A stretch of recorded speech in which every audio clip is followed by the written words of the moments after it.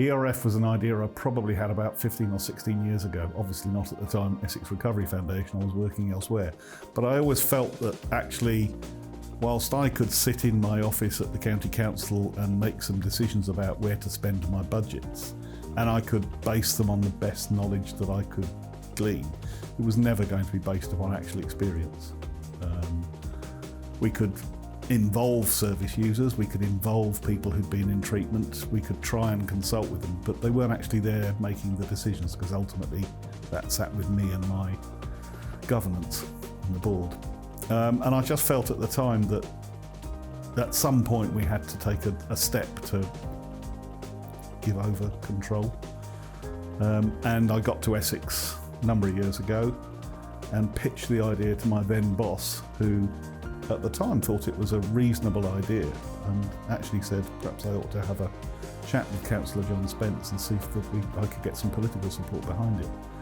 And I always felt that not only would it be a useful way to introduce the opportunity of raising money and putting additional money into an area that's heavily underfunded, but it would ensure that the people in the community actually didn't just feel that they were being asked, but they were actually going to make a change and actually going to really change the way things happen and have their voices properly heard and see the results of their voices actually being heard. And that to me was the most important thing, is actually so that they could see that change happening. They have a small team, but they have us as well. And that's not a massive team. There's still only about 3 or 4 of my team that do this work, but they have the ability to rely on that. And I think the big thing is about building that relationship.